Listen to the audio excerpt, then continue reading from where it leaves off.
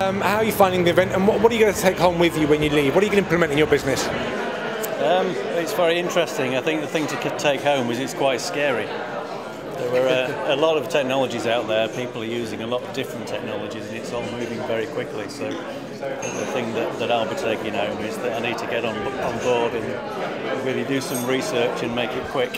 How important is social media to your business? Not at the moment, it isn't. But having seen, the power of it, especially with the younger generation, it's just second nature, and they're growing up with it.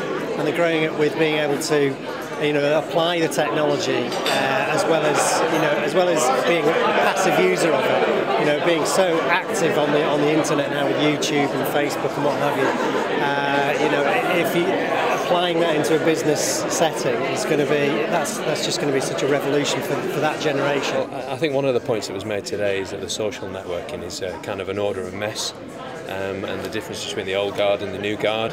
And perhaps we should look more at the order of mess and not be too afraid of it. I'm interested in opening up to more of the social networking because the staff, the employees already use it every day. Well, why can't we bring it to some place into the workplace and maybe make use of it? Implementation of the technology that's there, how can you make it fit and work and help the business save money and work more effectively? So it's just trying to grasp all of that and use the opportunity to use that technology that's out there. We're going into the cloud and we'll start off slowly with that and hopefully develop it from there.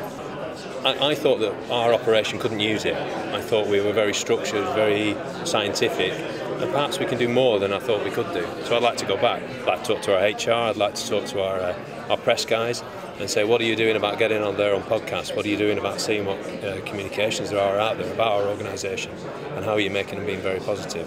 As a consultant, if you don't know more than your client, you're not going to offer very good advice. So I say you just have to keep pace with it. And today it just opens your mind to where things will be in a few years' time. Stunning, absolutely amazing.